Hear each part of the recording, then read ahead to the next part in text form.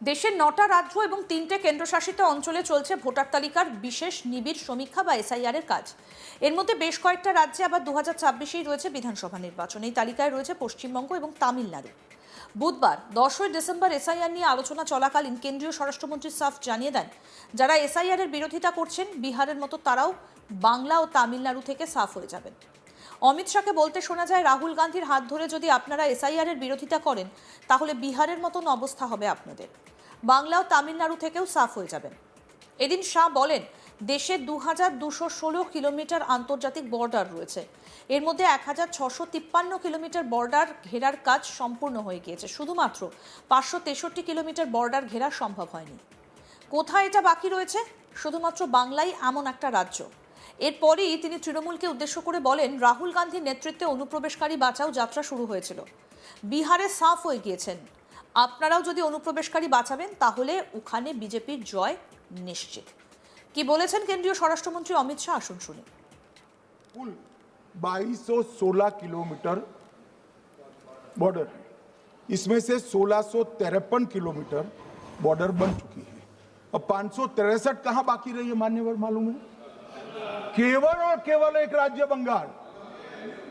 आसाम का पूरा हो गया, मेघालय का पूरा हो गया, त्रिपुरा का पूरा हो गया, जम्मू कश्मीर का पूरा हो गया, पंजाब का पूरा हो गया, राजस्थान का पूरा हो गया, गुजरात का पूरा हो गया, खाली बंगाल का बाकी रखा। और मैं आज कहना चाहता हूं टीएमसी के लोगों को भी, ये राहुल जी के साथ में रहकर घुसपैठिया बचाओ यात्रा बिहार में निकली, साफ हो गए। आप भी घुसपैठियों को बचाओगे तो वहां भारतीय जनता पार्टी का विजय तय।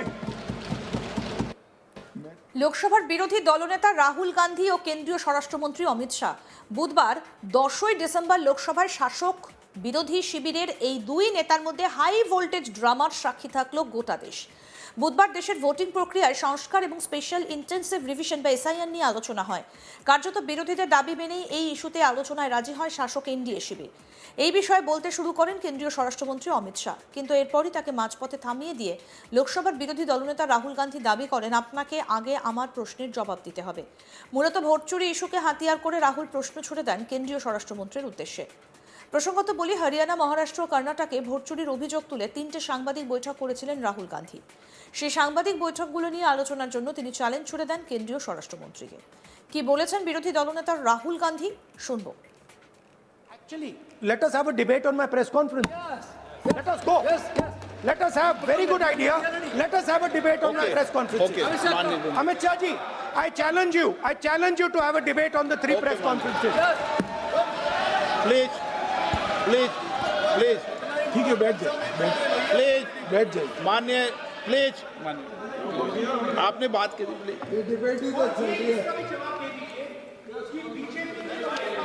उत्तर प्रदेश में और हरियाणा में दोनों चुनाव में वोट कैसे दे रहे माननीय हैं? प्लीज ये भी जवाब दे दीजिए। এদিকে এরপরই বলতে উঠে অমিত শাহ বলেন, বিধানসভা ও সংসদে 30 বছর ধরে জিতে আসছি, আমার সংসদীয় রাজনীতিতে দীর্ঘ অভিজ্ঞতা রয়েছে। মাননীয় বিরোধী দলনেতা বলছেন আগে ওনার প্রশ্নের জবাব দিতে হবে, কিন্তু আপনার কথায় সংসদ চলবে না। আমি কখন কি বলবো সেটা আমি ঠিক করব। ওনাকে ধৈর্য রাখতে হবে আমার জবাব শোনার জন্য। ওনার সব প্রশ্নের জবাব এক এক করে আমি দেব, কিন্তু আমি কখন কি বলবো সেটা উনি ঠিক করে দিতে পারেন না। সেটা আমি ঠিক করব, কারণ সেটা আমি বলবো। এর উত্তরে কি বললেন কেন্দ্রীয় স্বরাষ্ট্রমন্ত্রী অমিত শাহ, এবার শুনবো। मैं 30 साल से विधानसभा और संसद में जनप्रतिनिधि के रूप में चुनकर आता हूं। मुझे लंबा अनुभव है संसदीय प्रणाली का। विपक्ष के नेता महोदय कहते हैं कि पहले मेरी बात का आप जवाब दीजिए, मैं सुनना चाहता हूं।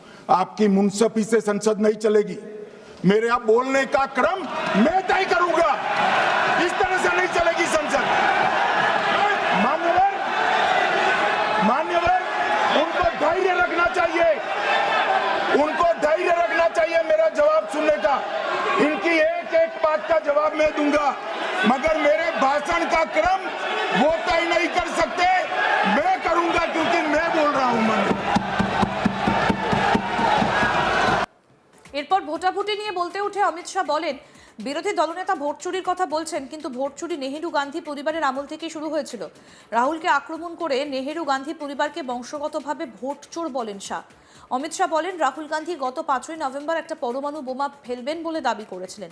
তিনি বলেছিলেন হরিয়ানার একটা বাড়িতে নাকি 501টা ভোট পড়ছে, কিন্তু নির্বাচন কমিশন তদন্ত করে দেখছে যে 265 নম্বরের বাড়িটা আসলে একটা বিশাল পৈতৃক সম্পত্তি, সেখানে একাধিক পরিবার বসবাস করে, ওটা কোনো ছোট ফ্ল্যাট নয়। অর্থাৎ তার দাবি ছিল সম্পূর্ণ মিথ্যে এবং ভিত্তিহীন। এটা শুধুমাত্র ভোট চুরির একটা আখ্যান তৈরি করার চেষ্টা। এরপরই ভোট চুরি নিয়ে নেহেরু ও গান্ধী পরিবারের দিকে আঙুল তোলেন অমিত শাহ। তিনি বলেন, যারা আমাদের দিকে ভোট চুরির অভিযোগ তুলছে তাদের পরিবারের ইতিহাস তো ভোট চুরিতে ভরা, কিছু পরিবার তো বংশগতভাবে ভোট চোর। নিজের দাবির সপক্ষে 3 উদাহরণ তুলে ধরেন শাহ। তিনি বলেন, স্বাধীনতার পর কংগ্রেস সভাপতি পদের নির্বাচনে 28টি প্রদেশ কংগ্রেস কমিটির সমর্থন পেয়েছিলেন সর্দার বল্লভভাই প্যাটেল, যেখানে নেহেরু পেয়েছিলেন মাত্র 2টি প্রদেশ কংগ্রেস কমিটির সমর্থন। আর কি বলেছিলেন এই বিষয়ে শুনব। विपक्ष के नेता ने जो प्रेस कॉन्फ्रेंस में कहा कि मतदाता सूची ठीक नहीं है, इसको सुधार करना चाहिए, तो भाई गहन पुनर्निरीक्षण क्या है, एसआईआर क्या है, मतदाता सूची का सुधार करने की प्रक्रिया है, और वो कर रहे हैं तो भी विरोध कर रहे हैं, पुरानी मतदाता सूची कर रहे हैं तो भी विरोध कर रहे हैं। भाई मतदाता सूची पुरानी हो या नहीं, आपका हारना तय है, ये मतदाता सूची से नहीं होगा। मान्यवर, उन्होंने कहा, अपने लॉजिक के समर्थन में कहा कि भारतीय जनता पार्टी को कभी एंटी इनकम्बेंसी का सामना नहीं करना पड़ता। मान्यवर, एंटी इनकम्बेंसी इनके खिलाफ होती है जो जनहित के विरुद्ध काम करे। ये बात सही है कि भाजपा को एंटी इनकम्बेंसी का फायदा विरोध बहुत कम करना पड़ता है। हमारी सरकारें बार बार चुनकर आती है, चाहे राज्य में है या केंद्र में, परंतु ऐसा नहीं है कि हम 2014 के बाद एक भी चुनाव नहीं हारे। छत्तीसगढ़ में 18 में हारे, राजस्थान में 18 में हारे, मध्य प्रदेश में 18 में हारे, कर्नाटक में भी 14 के बाद हारे, तेलंगाना में हम जीत नहीं पाए, चेन्नई में हम जीत नहीं पाए, बंगाल में भी हम हारे। भाई तो तब तो ये मतदाता सूची बहुत अच्छी होती है, टब से नए कपड़े पहनकर आप शपथ ले लेते हो। उस वक्त मतदाता सूची का विरोध नहीं करते हो, और जब मुंह की पटखनी पड़ती है बिहार की तरह, तब मतदाता सूची का विरोध करते हो। माननीय मेरे दोहरे मापदंड नहीं चलेंगे लोकतंत्र में। जब आप जीतते हो तब चुनाव आयोग महान है, जब आप हारते हो तो चुनाव आयोग निकम्मा है, बीजेपी का कहने पर चलता है। जब आप जीतते हो मतदाता सूची अच्छी है, मतदाता सूची अच्छी है, और जब आप हारते हो तो मतदाता सूची खराब है। मान्यवर, मुझे कोई आपत्ति नहीं, इस प्रकार का भ्रांति फैलाए तो फैलाए।